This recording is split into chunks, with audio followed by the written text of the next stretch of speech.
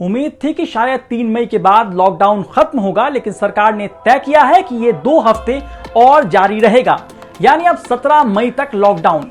केंद्र सरकार ने यह बड़ा फैसला लिया, उससे पहले एक और अच्छी खबर अलग अलग जगह फंसे मजदूरों के लिए आई।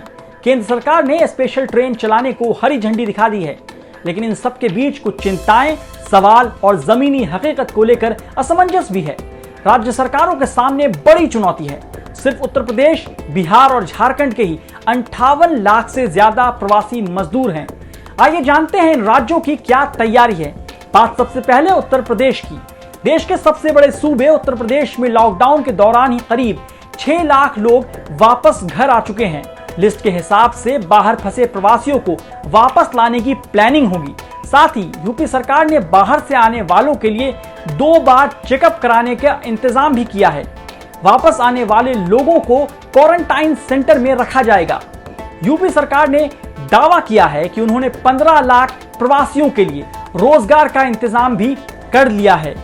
लेकिन सवाल यह है कि जिस उत्तर प्रदेश में 34 लाख बेरोजगार पहले से ही मौजूद हैं, वहां 15 लाख लोगों के लिए रोजगार कैसे तैयार हो पाएगा। चलिए अब बात बिहार की करते हैं। बिहार कितना तैयार है। सीएम नीतीश कुमार के मुताबिक बिहार के 25 से 30 लाख प्रवासी मजदूर बाहर हैं, जिसमें से करीब 22 लाख ने सरकार से मदद मांगी है। सरकार ने तैनात नोडल अधिकारियों से लोगों की लिस्ट तैयार करने को कहा है। नियम के मुताबिक बाहर से आने वाले लोगों को 2 हफ्ते तक क्वारंटाइन में रहना जरूरी है। ऐसे में अगर 25 लाख लोग वापस आते हैं तो उनके क्वारंटाइन में रखने की बिहार सरकार के पास क्या व्यवस्था है। लाखों की संख्या में आने वाले मजदूरों को सरकार के पास कब तक खाना खिलाने की व्यवस्था है। बिहार में कोरोना तेजी से फैल रहा है।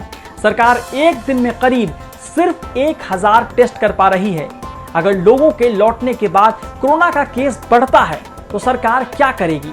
कई जिले ऐसे हैं जहां सरकारी अस्पताल में वेंटिलेटर तक नहीं है।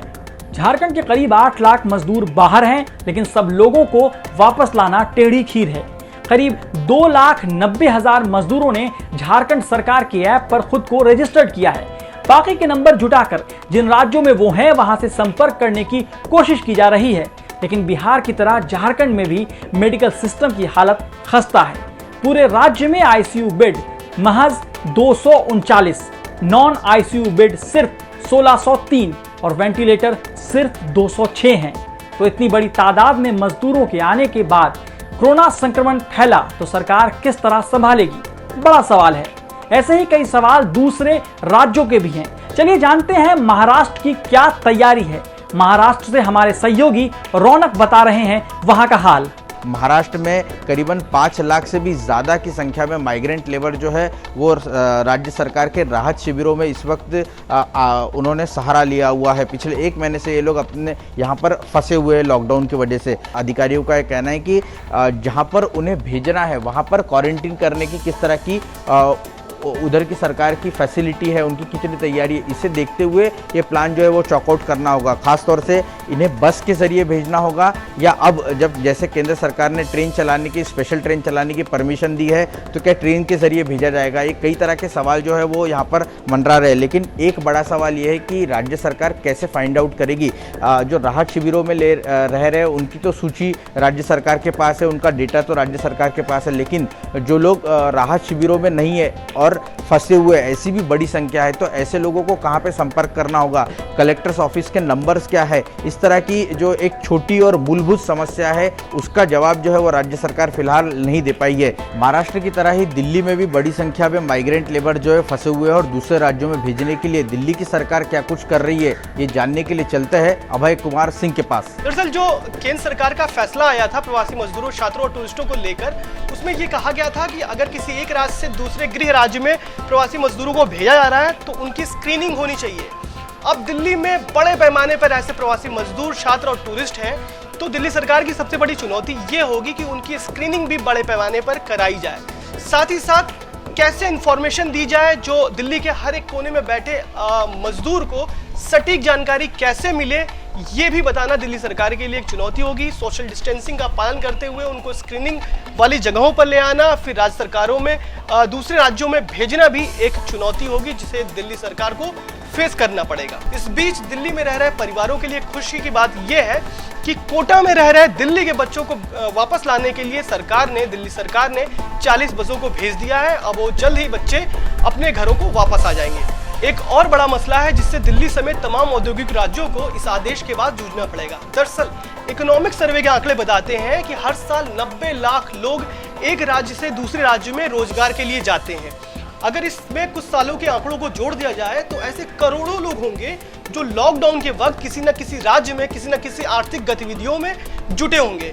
अब जब आर्थिक गतिविधियों में छूट की इजाज़त मिली है, केंद्र सरकार ने ऐसी इजाज़त दी है और लोग ये प्रवासी मजदूर अपने अपने घरों की तरफ वापस जा रहे हैं, तो इन कारखानों, इन फैक्ट्रियों, इन कंपनियों में काम करने वाले लोगों की कमी होगी। राज्यों को, दिल्ली, मुंबई समेत तमाम औद्योगिक राज्यों को इस संकट से जूझना होगा। अहमदाबाद से अस्मिता बता रही हैं कि प्रवासी मजदूरों, छात्रों और टूरिस्टों को अपने अपने गृह राज्यों में वापस भेजने के लिए सरकार और प्रशासन क्या क्या तैयारियों में जुटे हुए हैं। 5 लाख से भी ज़्यादा माइग्रेंट वर्कर्स गुजरात, स्पेसिफिकली सूरत बेल्ट में अभी तक फंसे हुए थे। हमने कुछ माइग्रेंट वर्कर्स से वहाँ पे बात भी किया था और ये खबर बहुत आ रही थी कि वहाँ पे प्रोटेस्ट हो रहा है और लोग रास्ते पे आ जा रहे हैं प्रोटेस्ट करने के लिए। ये डिमांड कर रहे हैं कि या तो हमें खाना दो या हमें घर भेजो। तो जब हमने उनसे बात किया तो हमें भी पता चला कि उनको ठीक से वहाँ पे खाना नहीं मिल रहे थे। जो डेली वेज अर्नर्स है उनको खाना नहीं मिल रहा था या उनके पास एक भी पैसा नहीं है। तो अगर वो बीमार पड़ रहे, कुछ भी हो रहा है तो उनके इलाज के लिए कोई पैसा नहीं है। तो अभी MHA ने इंटरस्टेट मूवमेंट जो है वो स्टार्ट कर दिया है और फिर अभी गुजरात अपना बॉर्डर्स राजस्थान और मध्य प्रदेश के लिए भी खोल रहा है। उन्हें वहाँ पे भी वो माइग्रेंट वर्कर्स को वापस भेज रहे हैं।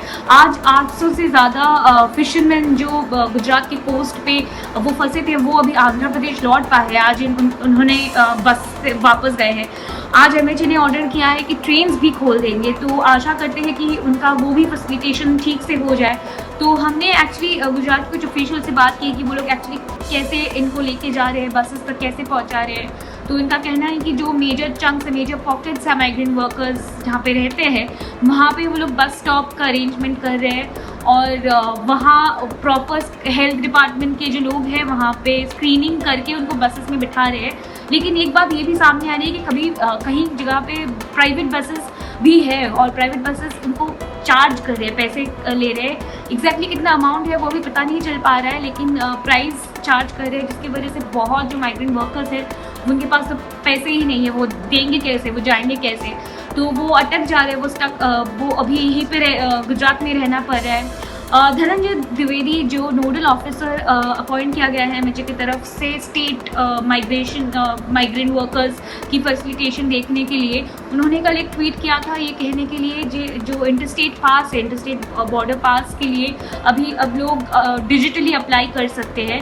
और उनका ये भी कहना है कि कई सारे स्टेट्स हैं जो माइग्रेंट वर्कर्स को स्लॉट्स में आने के लिए कह रहे हैं। तो स्टेट जो पासेस है, इंटरस्टेट पास है, वो उसी तरह से दिए जाएंगे कि वो लोग ठीक मतलब वो स्लॉट में दिए जाएंगे।